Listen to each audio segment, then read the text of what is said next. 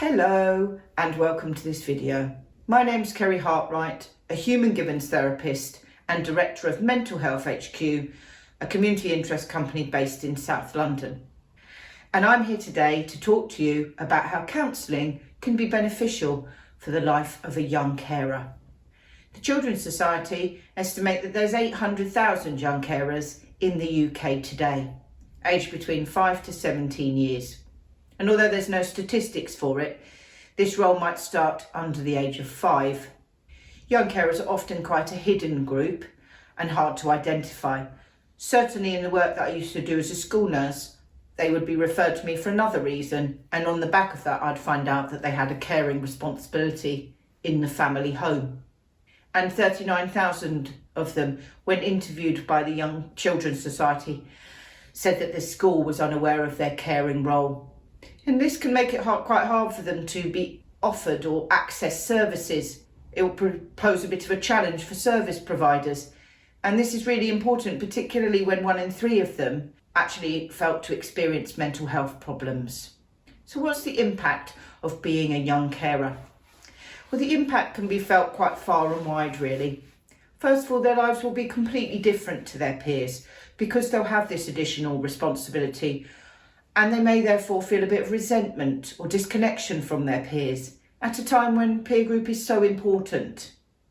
Their education may suffer. When they get to school, they might find that they spend their time worrying about the person that they've left behind, or they're unable to access the curriculum outside of school when they need to focus on their homework because of their responsibility. And this will all affect their attainment. And they may struggle to get into school, particularly if the parent or the person they're caring for is unwell or needs to attend a hospital appointment. Their basic care needs might be neglected in terms of accessing appropriate food or sleep. They'll well have little time in their lives to engage in a hobby that they may once have enjoyed or a sport that they like to do.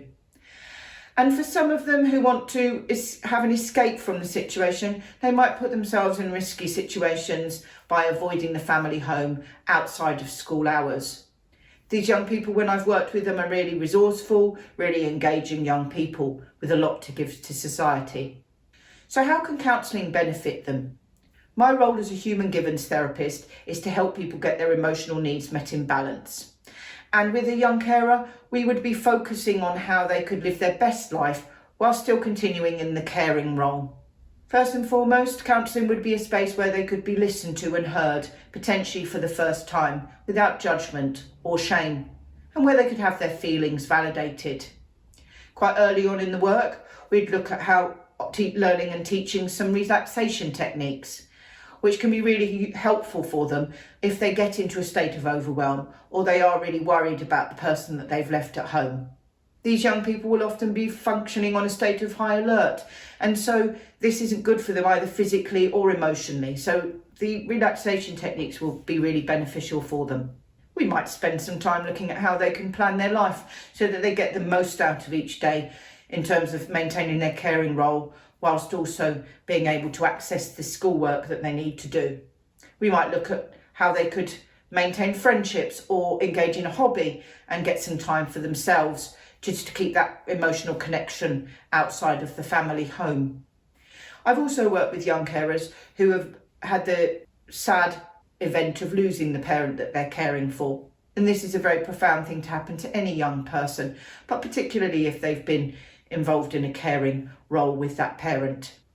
And in those instances, we might look at working with the trauma that they've experienced, either through their parent becoming acutely unwell and passing away, or just during the course of their illness.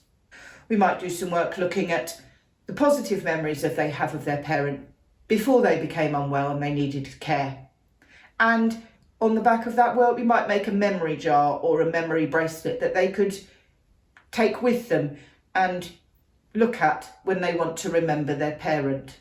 So counselling can be quite beneficial for a young person who is in a caring role in many ways if you can get them into the counselling room. Thank you very much for listening today. My name is Keri Hartwright and I can be found in the counselling directory under Keri Hartwright. So if you know of a young carer, another young person, or you yourself could benefit from some support with getting your emotional needs met, please get in touch. Thank you very much. Bye.